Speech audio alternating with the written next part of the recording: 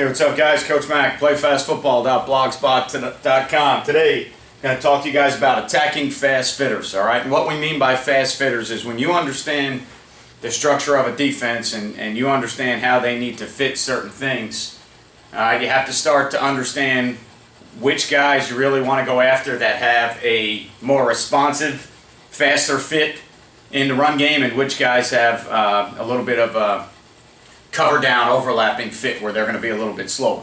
Alright, so we're going to talk about it in one back first, and what I'm going to do is I'm actually going to go a little bit full circle here, and I'm going to talk about it with our inside veer play as opposed to our inside zone play. And one of the reasons I'm going to do that is I kind of like the angles for it a little bit better, and we currently have some young linemen that are bigger than we've had in the past, but they're a little bit less agile with their footwork right now, but they've got 2 years left in the program, so I feel like their footwork is going to get better, but right now they're a little bit less agile, so I feel like a down gap scheme is a little bit better than opposed to a overtake zone scheme or a power sift scheme or an overlap scheme where you've got to physically try and overtake some guys. So we're going to physically try and move guys. All right, so what I have drawn up right now is just typical 2x2 one-back set. All right, and if you study anything about defensive football, which you should as an offensive coach, you have to understand that right now, all right, in this front, this Will is going to be a fast fitter, okay, and then obviously the Mike in the box is going to be a fast fitter, and then the overlap guy is going to be that strong safety because he's a cover down guy with a 3 and a 5 technique, so he really has nowhere to go to fold on inside runs.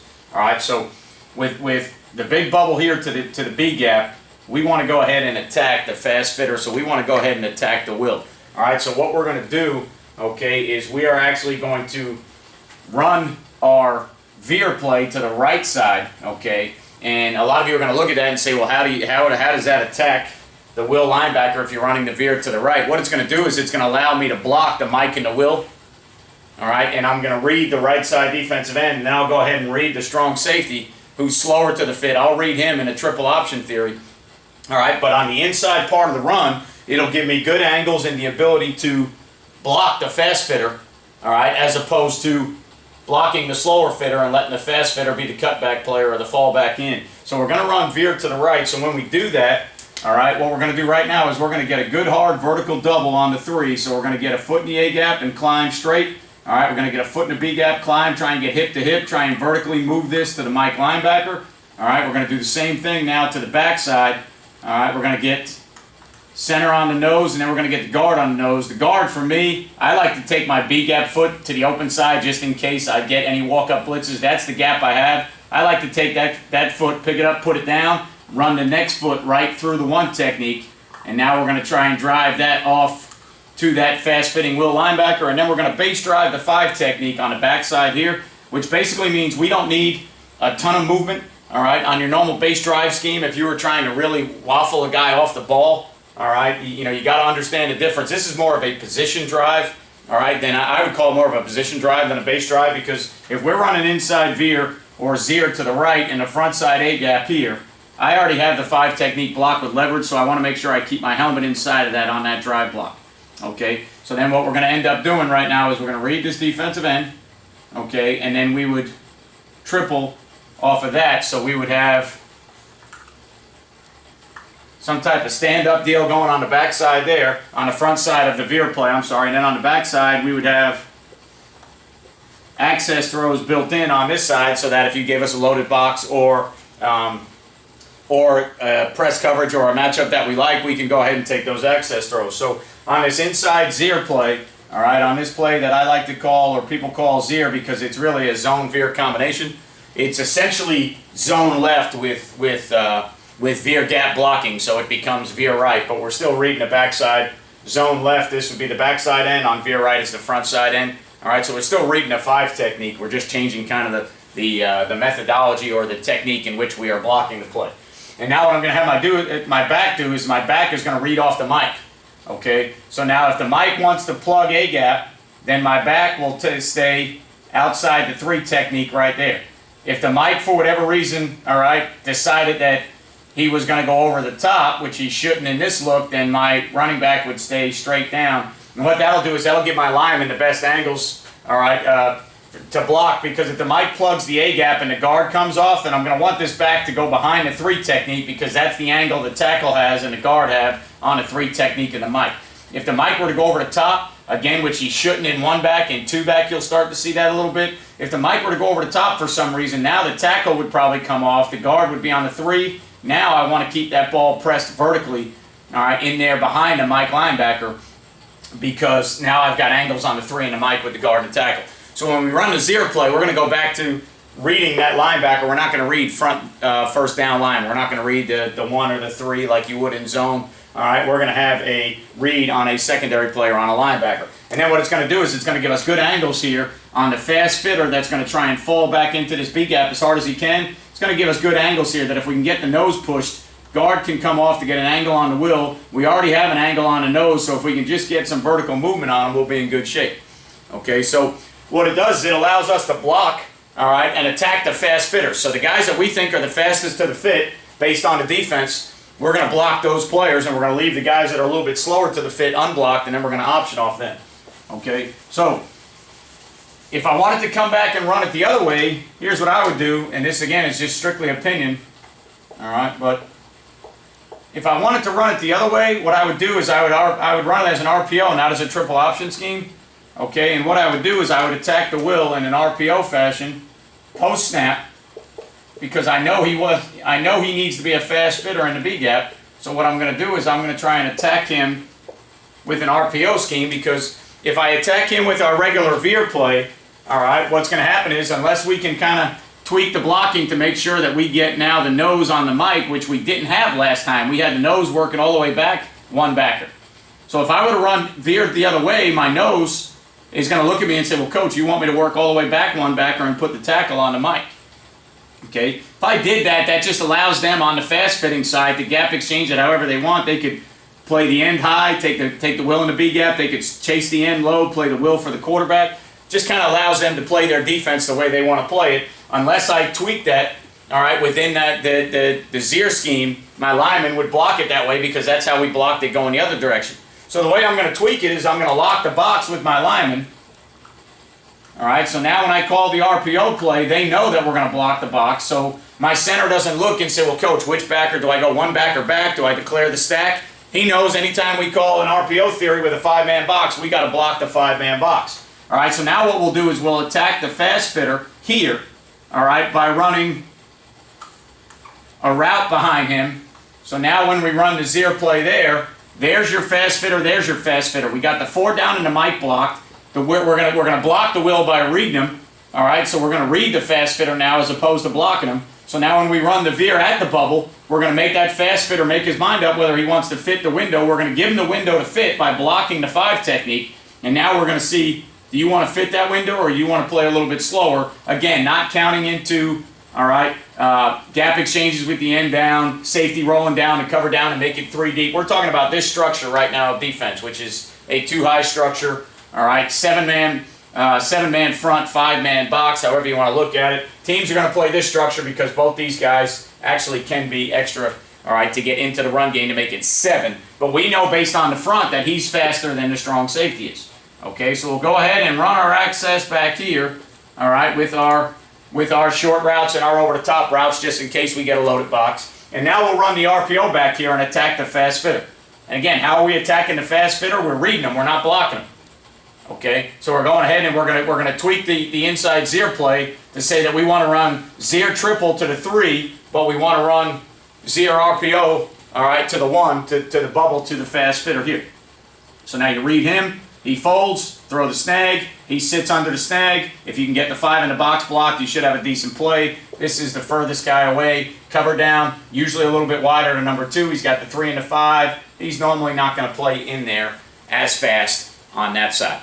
Okay, so the other way we're going to do it is we're going to look at it in 2-back a little bit. And now I've had some people ask me, what do you try and do when, you know, you get people that read? I'm going to change the set a little bit here. All right, what do you do when people try and read the sniffer because the sniffer takes you to the football? All right. What you got to understand is you're always going to have in your offense, you're always going to have some tells in certain things in 2-back, All right, you're going to have some tells that allow people to understand where the football goes. In old-fashioned NFL football, you used to be able to key the fullback, even though he never touched the football. You'd have guys like Sam Gash or fullbacks that played in the NFL that would make the Pro Bowl without carrying the ball all year. So he never carried the ball, but with the exception of like split flow zone and maybe some backside cutoff on a GT counter, which you don't see a ton of anymore, but the fullback took you to almost every play. So if it was some type of boss scheme with the zone, the fullback was going to take you front side to the play. If it was zone lead week, which used to be a big running play in the NFL, the fullback would take you to the play. So there's always going to be tells in your offense. The big thing is, can you get the numbers? All right. It's one thing for the defense to get a read or a key to say, okay, the ball's going that way. It's another thing for them to get an extra body when the ball goes that way. Because technically, if you get a hat on a hat, if they know where the ball's going, if you out-execute them and you have a hat on a hat, you win. So I don't think you have to worry so much about the tells to say, when he goes that way, the ball goes that way. Yeah, that's fine. When he goes that way and the ball goes that way, can you block the guys that you need to block? Can you get an extra hat? All right, and that's what we're going to look at right now. Okay, so the first thing we're going to look at is we're going to run the veer play here. All right, and we're going to bring the fullback back around and we're going to bluff the end to get him up on this extra player that we think is going to spin down in an 8-man front. All right, so here's what you're going to have to do now. A lot of times when the fullback goes this way, these guys will fit the run that way, even if it's split flow zone. So if you got a zone look to the right with the fullback coming back left, a lot of times these backers will fit off the fullback and fall back opposite the way the zone's going. So if they were to underkey the lineman, they would fit the zone this way. But because you're bringing split flow back, a lot of teams defend the split flow and try to get extra guys by, all right, falling back away from that. And then what they're counting on is a hard wrong arm by the defensive end to get the ball to bounce so that they can get an extra guy there. So here's what we're going to do. We're going to read one of them, and then we're going to bring the fullback back to get the other one, and then we're just going to tweak and adjust our splits a little bit on the front side. So what I'm going to do is I'm going to take this tackle to the open B-gap side, and I'm going to get him out there almost 3 feet. Okay? That'll bring the end out a little bit wider if he's a 5 technique player. Hopefully what it won't do is bring the will linebacker much. Now if the will's a 40 backer and he lines up off the tackle, all right, then I don't know how much that's going to work. If the will's a 30 backer lining up off the guard, then here's where we'll have a chance. Because what we want to do, if we know that they're going to fall back off of the split flow zone, we need to give this tackle an angle to get to that will linebacker. So if I widen his split a little bit and make him more of a vertical climb player, now when we run the veer play, I just need to get him in and up right there on that will linebacker if I can, and stop that will linebacker from gap exchanging. We're going to double the 1 here and go back to the mic. We're going to position drive the 3, position drive the 5. We're going to bring the fullback this way. But instead of blocking the end, we're going to bluff that, and he's going to come out here to block this drop down extra safety here. We're going to run the veer play in the A-gap. Okay? We're going to run the veer play in the A-gap, all right? And we're going to tell that back to fit off of that will linebacker. Okay? So if that will linebacker is inside the block of the tackle, then the back is just going to kind of wind back here. Okay? If that will wants to disappear fast over the top, then this back needs to stay right behind the 1 technique, all right, right in there. But what's going to happen is if the will disappears over the top, then that means that end probably dove as hard as he could. But what that means is when he chases, if we have a little bit wider split and an A-gap integrity play, we still may be able to get this football somewhere in that vicinity with the double on the nose to the mic right now. Okay? And then if the mic plugs the A-gap because he gets hard flow away and he plugs the A-gap hard and the center comes off, we have an angle. We got the nose blocked down. We got the mic blocked back. It's just a matter of where the lane to run the football is there. All right? And now if they get, if our split's not good enough and they're able to chase that and take it away, now when my quarterback pulls, as long as I can wall the will and get the sniffer on the drop down, I've got an extra body. All right? So I've created an extra body by reading and bringing a lead blocker when we run the veer bluff play. But I think the key to that, if teams are going to fall back or fit off the sniffer, the key to that is go ahead and make sure that you get an extra body and try and get an angle on the will to make sure that this is more of a vertical climb in here so that you have an angle on the will and you have an extra body on the weak safety so that if they fall back and you have to pull the ball, all right, they don't have the will and the weak safety on the quarterback. All right, which is what they would love to do is they would love to chase, if they could beat either the sift block or the vertical climb block of the tackle, when the end wrong arms, they'll have the will and the weak safety out there on the football, is what they'd like to try and do is get an extra guy on the QB player if they could. All right, if we block it right, all right, and we go vertical climb wall, fullback on the weak safety, we'll have the numbers we need. Now you'll see some other people will do some different things where they might possibly step hard inside, slam the B gap, get the will to gap exchange, and then wheel them out. All right, so that's a possibility. I've seen some football teams that have done that. I've also seen some teams that hard sift to 5 technique where they go through his inside shoulder hard. All right, so you can't tell whether or not it's a base block or a zone away. They go through his inside shoulder hard. If he stays there, then they vertically climb. If he tried to play under, then he would stay on that. All right, so there's a lot of different ways to do it backside. Bottom line is we want to help the tackle by widening his split. We'd like to get the tackle vertically up on the will to build a wall. We'd like to bring the sniffer back on the weak safety to make it double option now and give us a lead blocker. Okay? Now, the other thing that you can do when teams fit off the fullback is you can make sure you get the guys that are fitting off the fullback blocked, and then you can read the extra one. So, if we know that that's the scheme, okay, and this is a big one that you see in college football all the time. If we know that that's the scheme and they want to get, normally teams are going to try and get an extra guy to the big bubble. So if we know that the big bubble, B gap is here, they're going to try and get an extra guy into the bubble. They're going to try and get 2 in that bubble so that the will can send the ball to the weak safety. So if they're going to read off the fullback, what we want to do is we want to go ahead and block the same integrity of the veer play, but now we want to base block the 5 technique. Now we want to bring this sniffer back here and ISO the will linebacker and run the same veer theory. Okay? So now what we're going to do is we're going to block the 6 in the box, we're going to ISO the will, and because we know that they want to get 2 into the big bubble, all right, we know that they probably want to get this weak safety down into the fit, because if they leave the box just like that, all right, and we can get the Mike blocked, the will has nobody to send the ball to. The Mike is blocked, there's nobody down on the outside. If he spills the ISO, he spills it to no one. If he hammers the ISO back to the Mike, we have angles to block and get to the Mike. Now, if they assume that their Mike can go over the top before our double team, their Mike is a better player, obviously that's a little bit different breed of cat. When we're talking about just with markers on a board, with the Mike in the front side A-gap there, we've got great leverage and angles to double this and move it to the Mike. And now we put the bind on the will, all right? Spill it or hammer it. If you're going to spill it to an extra player, then it's your job as a football team to read the extra player that they try and spill it to and throw routes over his head.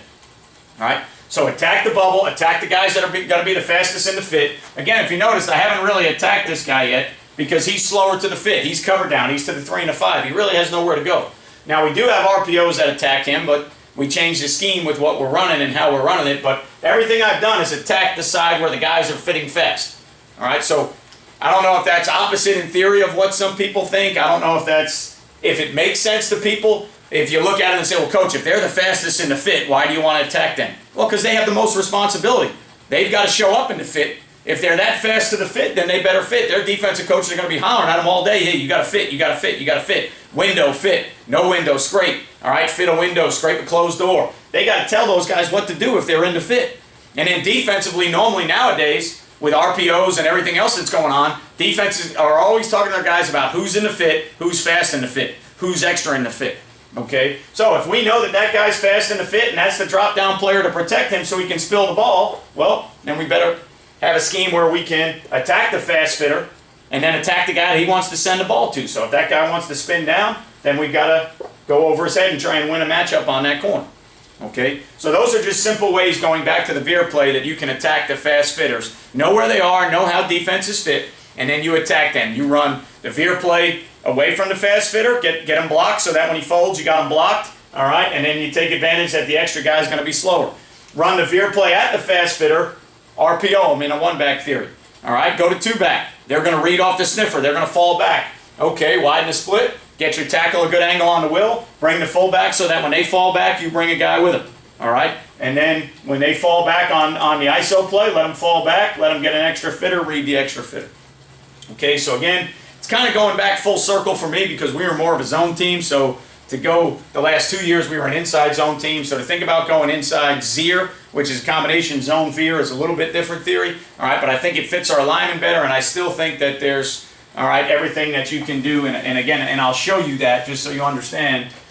all the same things I've talked about on different videos out of two-back stuff, you can still do the same stuff running veer. So if I wanted to, I could put the fullback over here, and I can still run all my same kick plays where we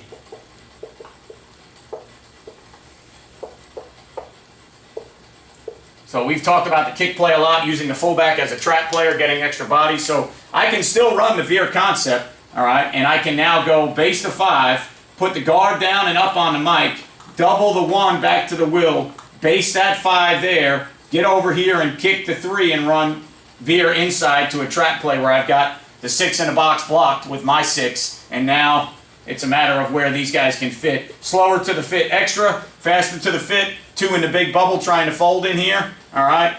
Always understand that guy that's a little bit faster to the fit, that's part of the big bubble, you got to have ways to handle him. We're always going to have access throws, we're always going to have RPOs in today's offense so that we can handle the guys that are extra, but I can still run the inside veer play just like I run inside zone, and this would be veer kick. Okay, so the kick would exchange the fullback and the guard would climb, I'd kick the 3, all right, we'd base the 5 on the front side, so this normally would be a zone theory to the left, kicking the backside. Well, zone left and veer right are the same play, so now this is a front side kick play on the veer. It becomes a front side trap play, not a backside trap play, only because veer right and zone left are technically the same play. All right, so all the same things that I could do in my inside zone stuff, I can do in my outside zone stuff. All right, so that's a way to understand how to attack fast fitters. That's a way to understand the integrity of the defense and how they want to fit things. And then, again, I'm always preaching to you guys in my video, understand how each side of the ball works and then understand where to attack it. Understand how defenses fit, go ahead and attack the way they fit it, attack the guys that fit it. If you don't know how they fit, then you really don't know where to attack, and you're not going to understand what the response is going to be when you give them or you stimulate some type of read for them. You don't know how they're going to respond.